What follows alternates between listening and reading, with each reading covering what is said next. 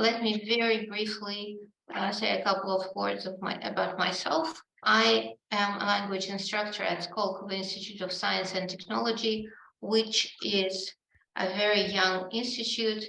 We're only 10 years, which we just celebrated our 11th birthday, actually. So my areas of interest were mentioned there: academic English and professional communication, innovative teaching methods and technologies.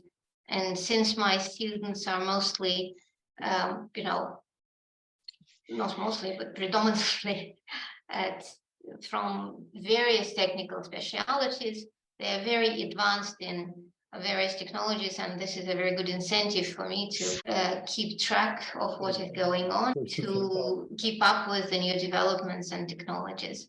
And some of them I hope I will be able to share with you today. I understand that most of you here, or all of you here, are seasoned professionals with experience in writing and publishing in the international journals using the English language. So obviously you're well aware of the role of the literature review in a research paper, and this role is central, it is essential. It provides a comprehensive overview of the existing literature. However, for many students and even for some of the researchers, this task of conducting a literature review can be daunting and overwhelming, and hence the attempt here today to make this path, to make this way easier and more manageable. So I hope that today we will discuss and explore some strategies and techniques that will help us in this. There will be some hands-on activities as well. So we will do some analysis, some synthesis, and we'll also have a look at the structure and language of the literature review. We all know that literature reviews come in different forms and formats even, and they can come under different names such as related work or state of the art or just the background, or they come in just they're integrated into the introduction to a paper.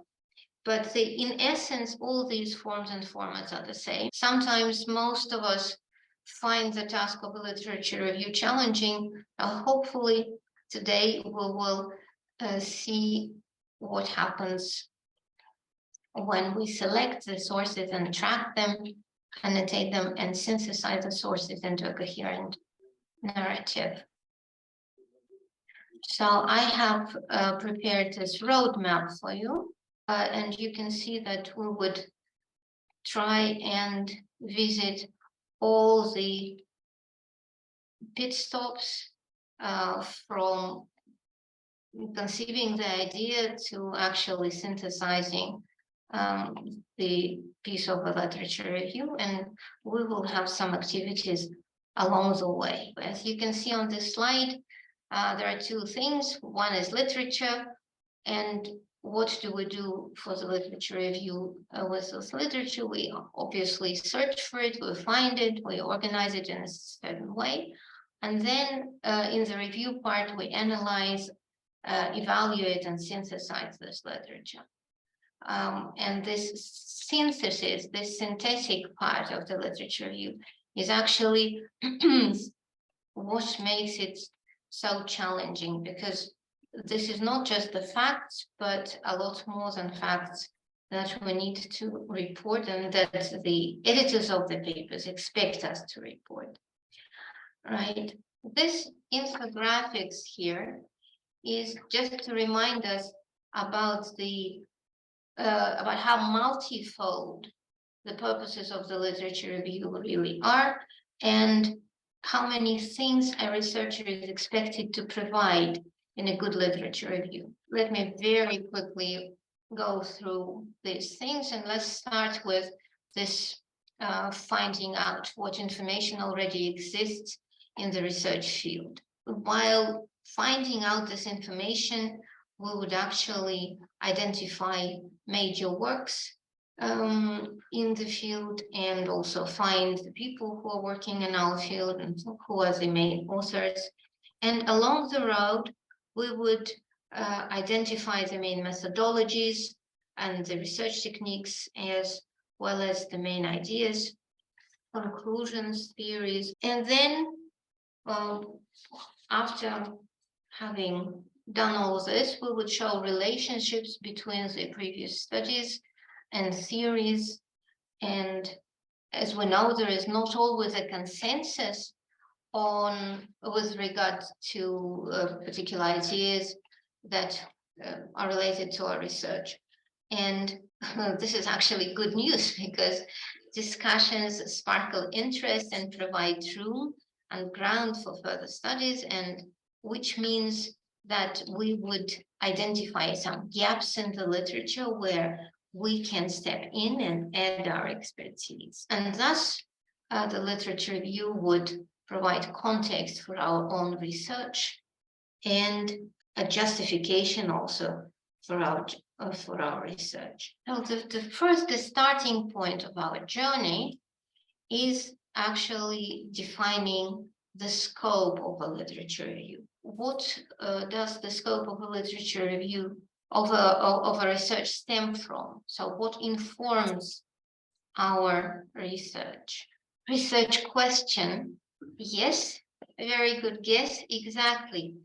Research question is actually a framework, yes. Research question is actually the basis on which we build our research. So everything is informed by the research question or questions, and these questions are instrumental for defining the scope of our work. We can't just do everything at once, obviously, right? So we have to clearly delineate the area of our interest before we start our work. And as we proceed, this scope may actually change a little bit or shift, and it would, as our understanding of the topic gets more refined, and it will be reflected in the fine-tuned questions that we ask. So to make this process easier, we may want to formulate a specific to formulate more specific research questions, or to break them down into smaller sub-questions and identify the key concepts and variables that need to be considered in our work, as well as any keywords and search terms. And by doing all this, we would get ready to search for literature. Have you ever been in a situation when you start your search and it brings thousands of hits, and you're sort of at a loss and you don't know where to start? Yes, I can see some people nodding their heads. Thank you very much. And have you been in an opposite situation when you search and the search doesn't bring any relevant results? Yes, and there can be different reasons for this. And sometimes one of the reasons is that we just translate the key terms from Russian into English and hope that it will work.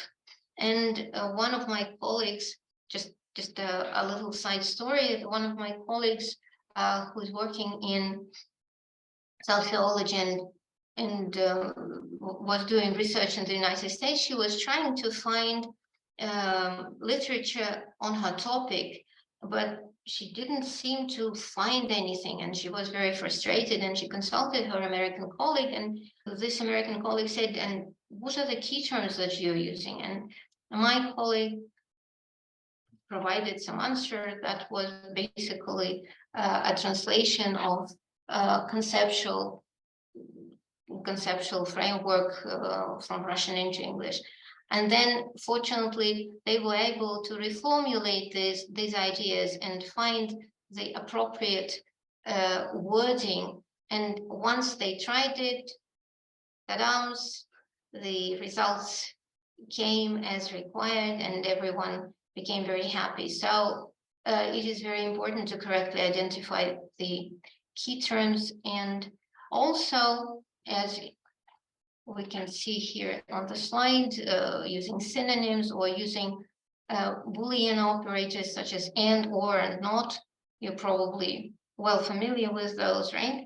And the asterisks that will bring you all forms of the word, and quotation marks that will result in phrases, and so on and so forth. Different databases can also provide different results, so it's nice to know which is which and which is good for what. And also there are different tools for refined search. And here is the same information in different formats. So using the search tools, and let me ask you a question: which or what tools do you use to facilitate the search? How do you do it? Google Scholar, yes. PubMed, Web of Science, ResearchGate, eLibrary, right? Relevant journal archives. Search through filters, refining the search through filters. I also want to remind you that there is reference management software that allows you to search from inside these tools, right? Are you familiar with these, obviously, with these things, right? And if I can see some people who know Mendeley, EndNote, or there are lots of them available nowadays. So the beauty of these, the beauty of this software is that it can serve as the search engine as well as a depository where you can keep your information. And in Padlet, I have here some of a recent review of the best reference management software as of 2023. And also, if you need it for your students, there is a very good, or quite a good tutorial on how to use Mendeley, just in case. I guess some of the tools are not available in Russia now.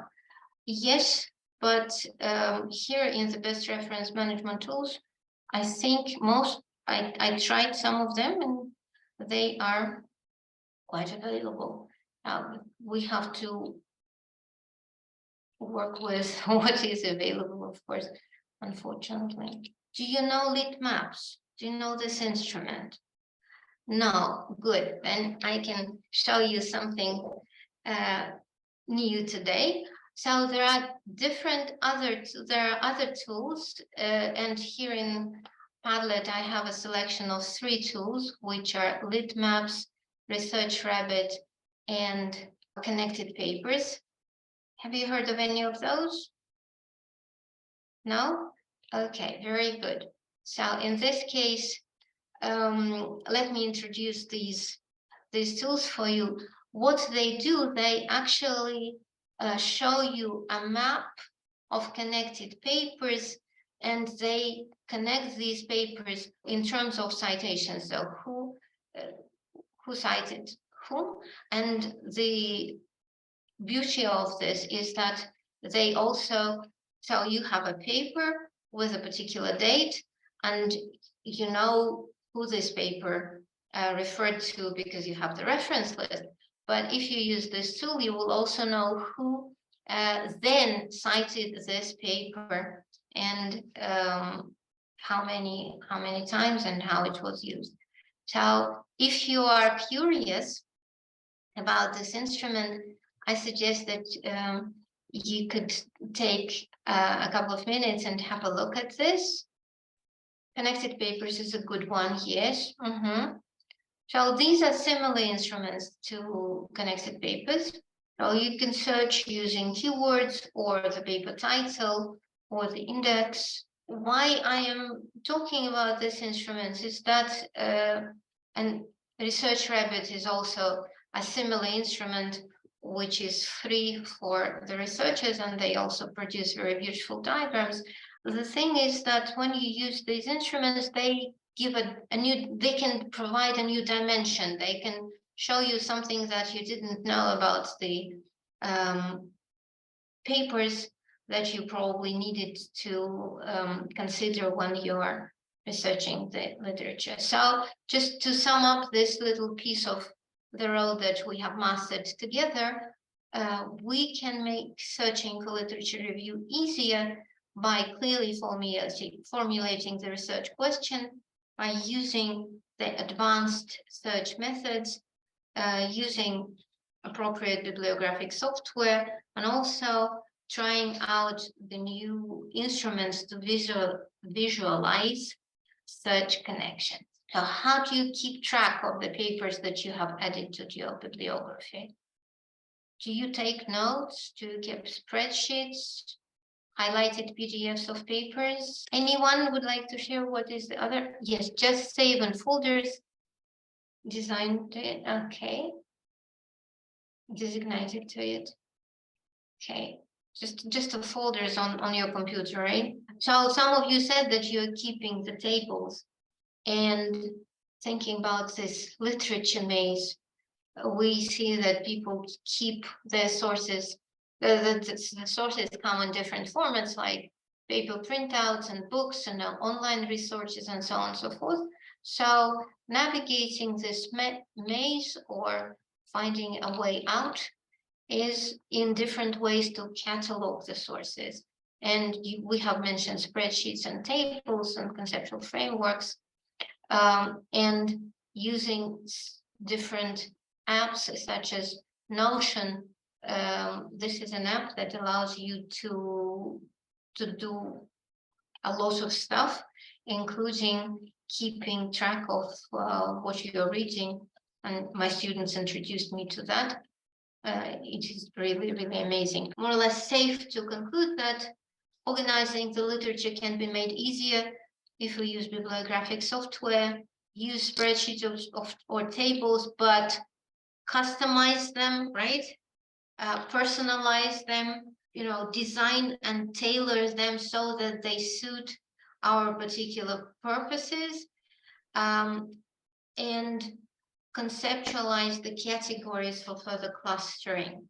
So we are halfway through, and I would like to change gears a little bit for a second and look at this cartoon to add some humor to our meeting here.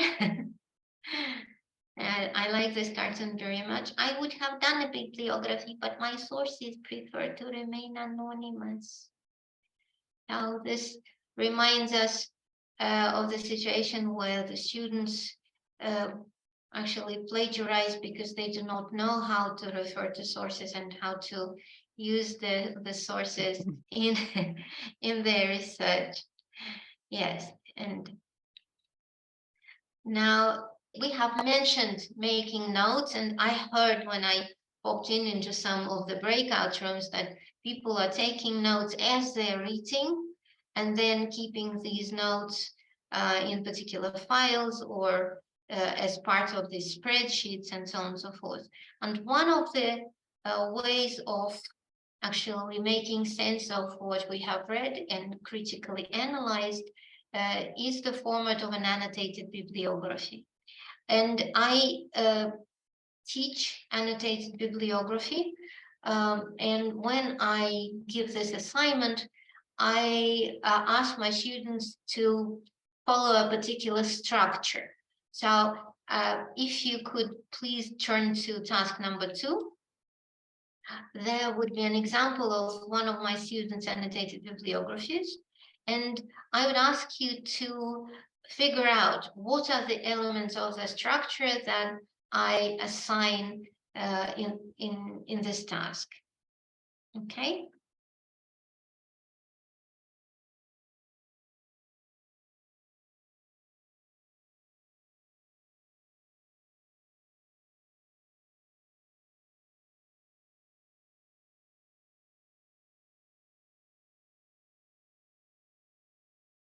Imrat plus evaluation, yes. I bet you're familiar with the genre of annotated bibliographies, right? You have seen them, you have made them. Value for For own personal research, yes, very good. Possible implications, correct. There is one thing that is not typically present in an annotated bibliography. Reference, of course, the reference, everything starts with a reference. There is one little element, a quotation, yes, someone found it, so I can share the key with you. And yes, of course, so we start with a reference, and here it is probably worth mentioning that this reference is an IEEE style, because we're dealing mostly with the engineering and technical special disciplines. So it is not very typical for the annotated bibliographies to be an IEEE, but for the sake of the exercise, that's what we do. So the blue part would be what? What would be the blue part? The summary of the text, and the purple one is the quotation, and this orange one is the evaluation, and the gray one is the relevance for the personal study, right? So why do I use the quotation? Let me explain. I think that in each paper, we find a piece of information or a phrase that is so well written that we sort of think, oh, how can I paraphrase it? This is absolutely impossible. And this, we would like to keep this phrase. So what I ask my students to do is that I want them to explicitly put it into their annotated bibliography so that they know exactly that these are the author's words, not their own words. And all the rest should be in their own words, and this is very important. So the second example here is the same, also the student's work, but here you can see that the quote is more explicit. Okay, and here, this is a grid with the same rubrics, the source, the summary, quotation, evaluation, and relevance. It's also a part of one of the tasks that I give my students when they analyze the papers that they're reading before we embark on actually compiling a literature review. And this is my suggested element for of an annotated bibliography. And speaking of which, several things should be commented here. The first one is the required style, and as you know, there are dozens of them, right? There are so many referencing styles: APA, LMA, Chicago, whatnot, and IEEE, my favorite. What is important here is that you have to be aware of these styles, but unless you are an editor, it is almost impossible to learn all the peculiarities of each style, right? But it is important to be aware of these differences, because a failure to reference a source in a particular style may result in a non-acceptance of the paper, right? So this is serious. And our management systems, reference management systems, they are very helpful in this, because just one click of a button and here you go, any style, whichever you prefer. So the second part is using two language functions. One is summary, the other one is paraphrasing. They're used together.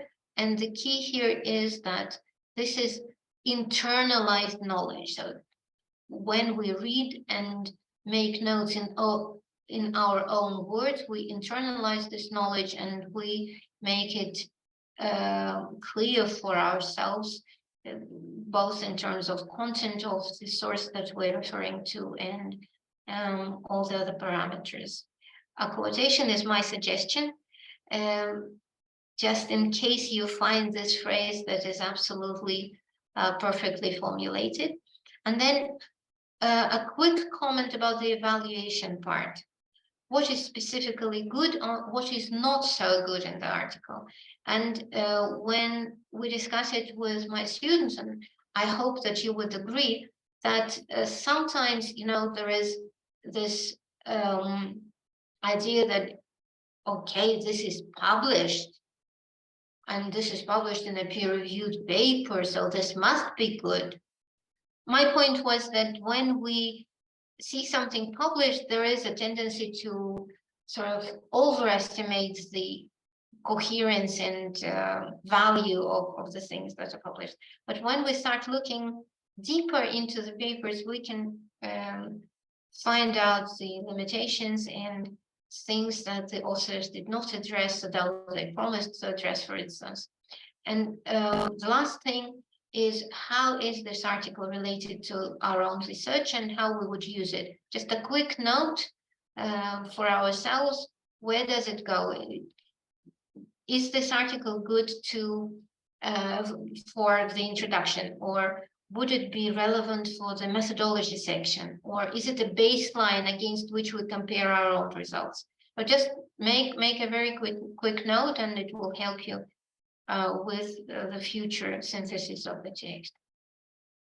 So my argument here in this part of our class today was that when we analyze the literature, the annotated bibliographies can be viewed as textual building blocks that are easy to combine and integrate into the narrative when it comes to it.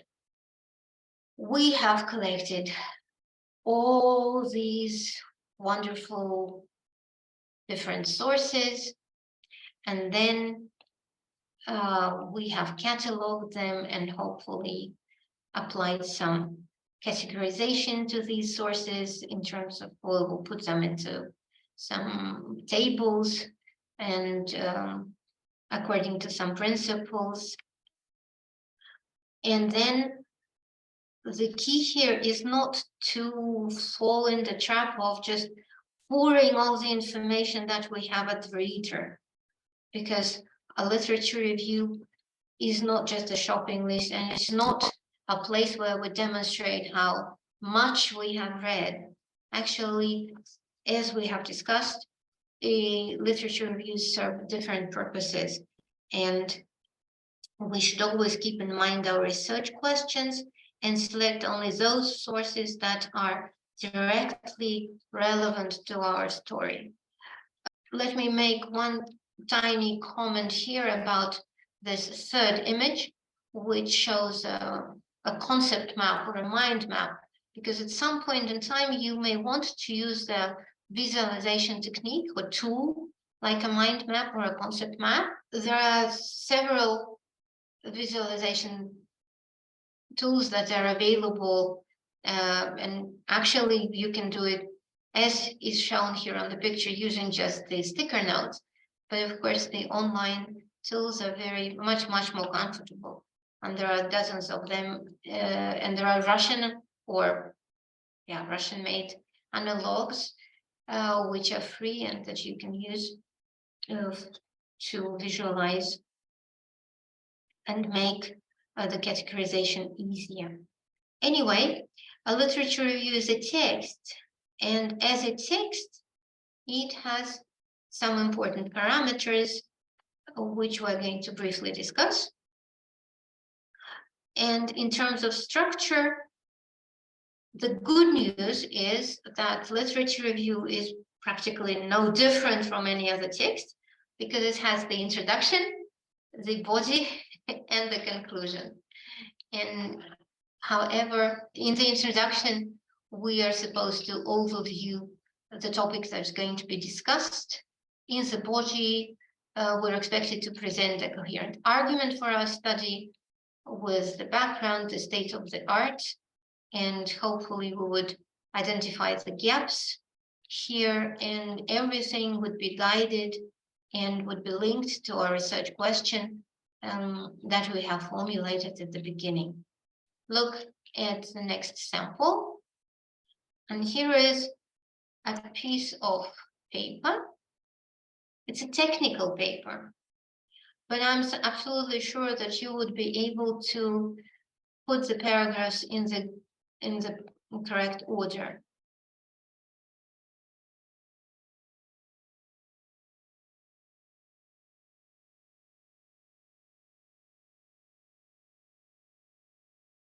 Remote, on the other hand, in this, and we successfully. This means that if we know the structure, we can, first of all, when we are reading, the structure will help us to figure out where the main points in the text are, so that we can scan the text very quickly and just get the information that we need. And on the other hand, this helps us to produce our own text. Now that we know which things we need to include, it is much easier to put things together. You are probably familiar with this picture. It shows us what is expected in terms of structure from a literature review, right? So moving from general to specific, from a background to supporting studies. When we talk about the background, when we talk about the beginning, the very beginning of the literature review, it is advised to start just one step, to step back one step, to make the statement a little bit more general, and then dive into the specifics, just to enable the people who are not maybe immediately familiar with your topic to orient themselves in terms of what the general field of the study is and what you're going to study. But don't start too far away. And I don't know if you have noticed it, but I have. And in Russia, we tend to start very far away. First of all, we tend to start with the time clause. In 1956, at the times of Tsar Goroch, or something like this, right? We start very, very far away from the current topic. And then sometimes we make a leap from this very, very general statement to a very, very specific one. Like people have been interested in space since times immemorial. My research is about bacteria that can survive in space. So these, yes, it really talks about general and specific, but the leap from one statement to another is too big for the reader to comprehend. So we need to actually scale the distances so that, yes, we start a little bit further than our very narrow topic, but not too far away. And then we narrow the funnel down until we come to our hypothesis or our research question. Another picture that you're probably also familiar with is the CARS model, and CARS stands for Creating a Research Space. Right? And there are two words that are used here, and one is gap and the other one is niche. And I have found an interesting thing here, that I'm not very comfortable with the word gap, because when I visualize the gap, I don't really know how deep it is or how wide it is, and what do I really do with this gap. I only know that I can bridge this gap, right? But a niche is really a space, a territory, some structure that I can envisage, that I can make my own, and I can decorate it to my liking, and then invite my readers to have a look at what is there and how it looks like. So this is a very famous 3-move model, which speaks about establishing a research territory and then establishing a particular niche and then occupying this niche. And if we look back at task 3, in this text, where do they indicate the gap?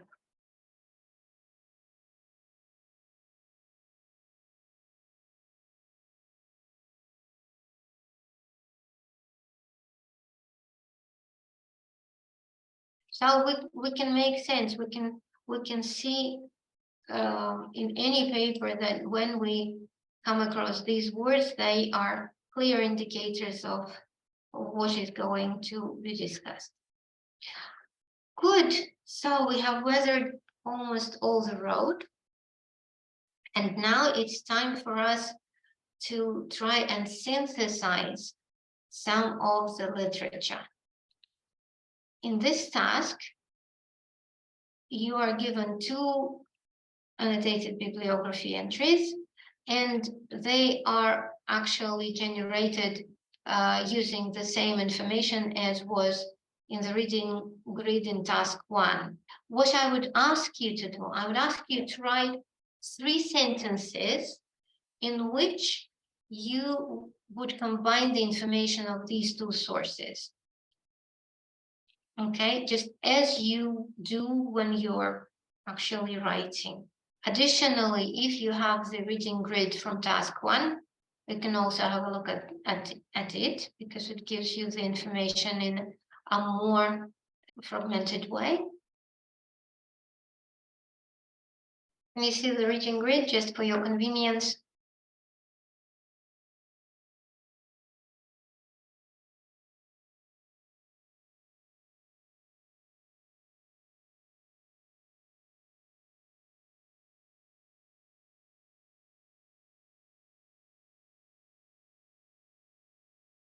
Such as we're becoming more and more popular, there is a question whether it becomes a disruption of studying process. A negative correlation was found between different use and academic performance. On the other hand, another study still shows potential for self-study.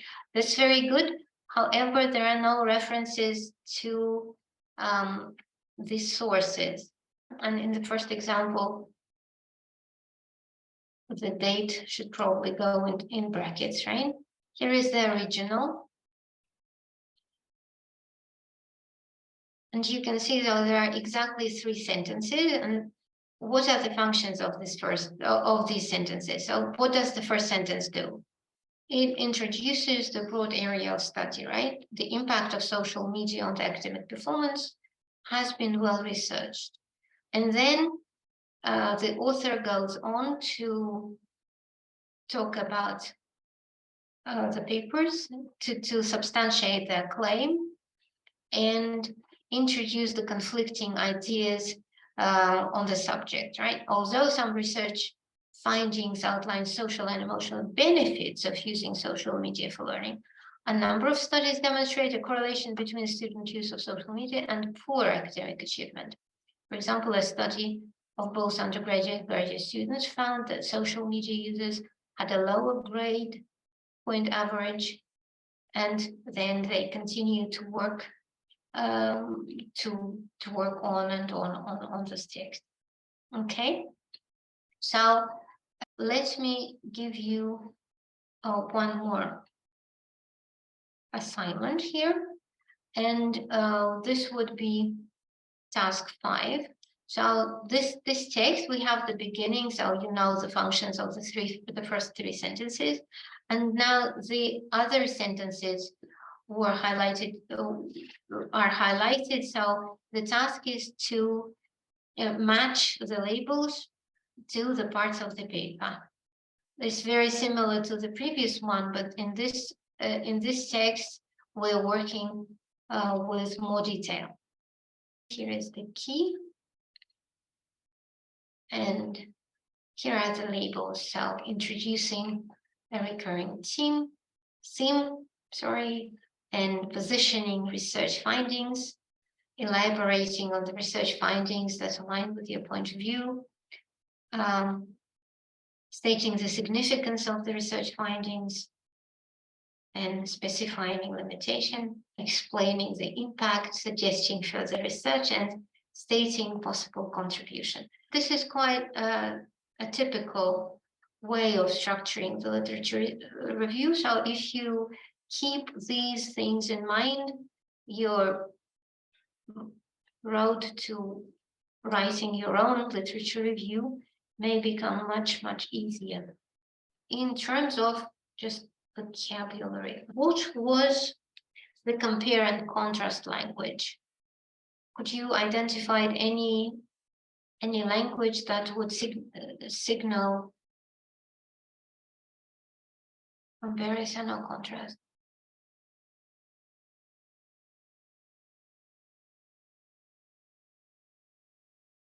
Contribute. Same. What is the function of although in the second sentence? What does it do?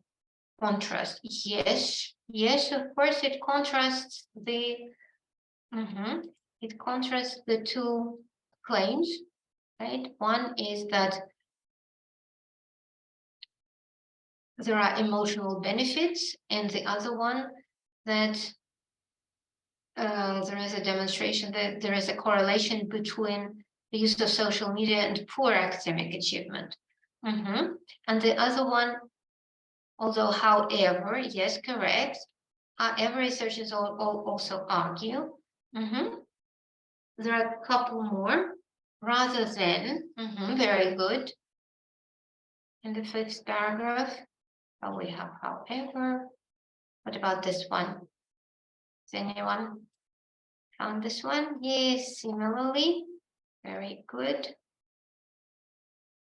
Instead, correct. Although, however, instead, similarly. And the one more instance, I wonder what you make out of it. And this was less efficient. What do you make of this one? Also mirrored. How do you interpret this one? So a couple of studies also, the studies were also mirrored. Can it be considered as a comparison? At the same result. Okay, good. Now, there are a number of reporting words here, right? What are the reporting words here? And can you guess from these words if the author is neutral, negative, or positive?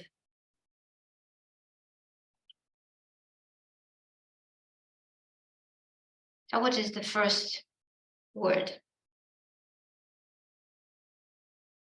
Demonstrated is neutral. The first one probably is argue. Is it positive, negative, or neutral? Outline, correct. Argue. Found.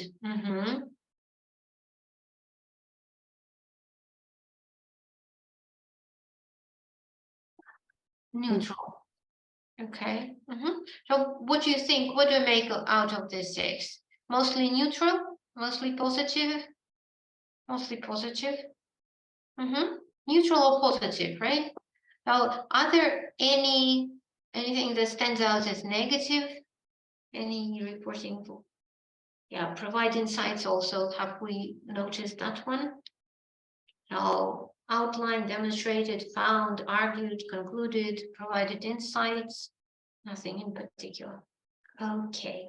So any instances of evaluation?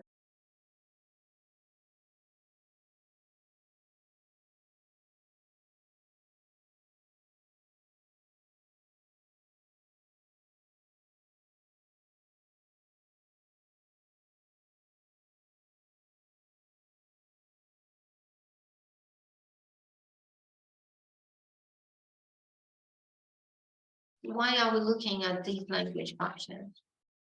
We have talked about several language functions such as compare and contrast. When we synthesize our text, this is the range of language functions that we can use to demonstrate, to maintain our voice as a narrator, right? So we talked about the literature review being the argument for your overall research, right? Because it stems from your research question, and your literature review should provide the argument that answering this question is actually a good idea, that you're not wasting your young and beautiful lives on doing something that is not important. On the contrary, you should persuade your audience that what you're doing is very important, very timely, and actually will further the development of science in one way or the other. And the key here in these structures is the claim, right? The claim and evidence. We make a claim and then we substantiate it with a particular evidence. And a related function is fact and opinion. So when we are dealing with literature reviews, and we discussed it when we were talking about the annotated bibliography, right? The summary part is the factual part.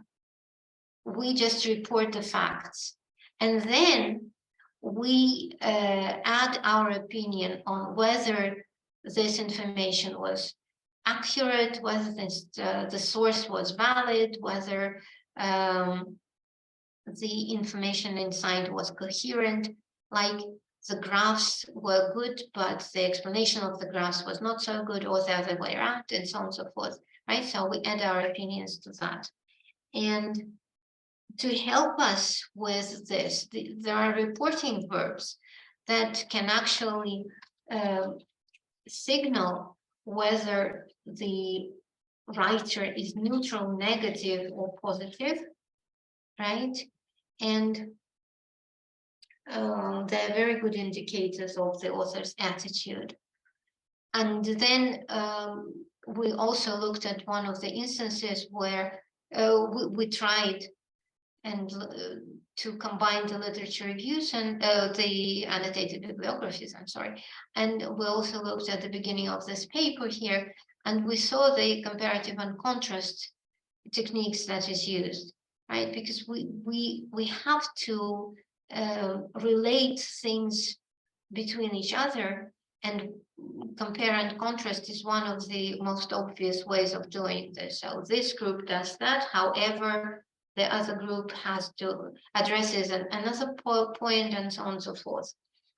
And we have found the words like although, however, similarly, contrary to, and so on and so forth, right? And also opinions can often be expressed by evaluative language. We did not have much of this in this example, but we can just envision like timely study or allegedly found, or things like that. So we would know the added information about the standpoint of the author who is writing this review. And also a very important thing that we come across in the literature reviews is the hedging and boosting devices. Now, hedging, as you know, can be manifested in the use of modal verbs or modal constructions. They soften the claim and they distantiate the author from the issues that they discuss, like British scientists have discovered, or the British scientists claim that they have discovered, right? We add some element of doubt of whether their discoveries, like coffee is the best thing in the world. British scientists claim that coffee is very useful.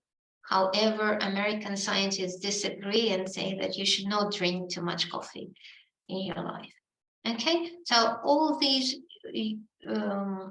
language functions can be manifested and are manifested in a literature review.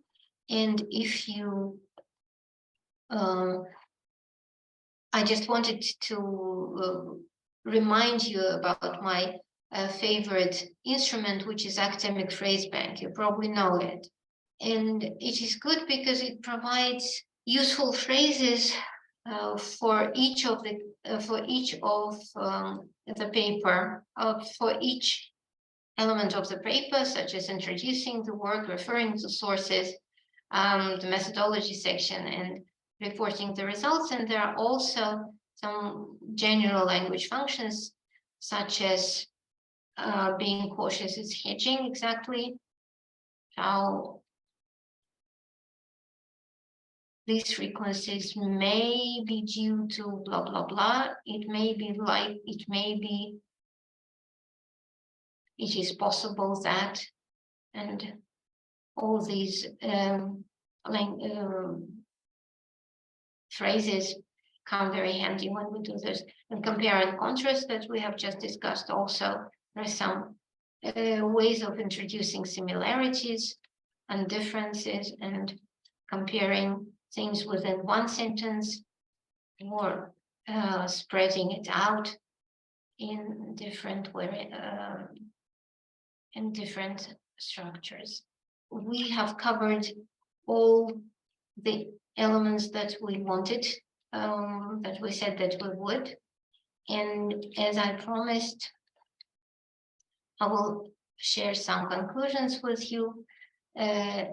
So I think that we have established that making the path to the literature review easier can be done by defining a research question, conducting a thorough search for relevant literature, organizing and analyzing sources in a particular way, and synthesizing the literature so that it delivers the message that we want to have.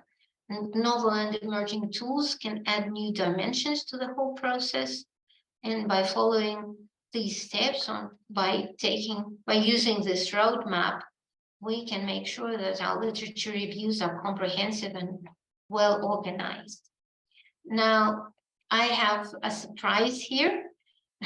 This is an example of the emergent new technologies. So I talked to ChatGPT, and I think you know of this fantastic tool. So I asked it, what is the best way to conduct a literature review in economics domain? And I was terribly annoyed when I received the answer, because it started with, as an artificial intelligence language model, I do not have personal opinions or beliefs. But in any case, the ChatGPT gave us more or less the same roadmap as we discussed today during the seminar. Defining research question, developing a search strategy, reviewing the abstracts carefully, and looking at the introduction and conclusions, also critically evaluating the sources, organizing our sources and data, and synthesizing our findings. So even the artificial intelligence agrees that this roadmap is valid and can be used for the benefit of our studies. And as I promised, here is the link and QR code that you can use to get some more additional information, which I collected for you in Padlet, and I hope you would use this information, and maybe your students will use this information to make their path to the literature review easier. Well, this concludes my presentation today.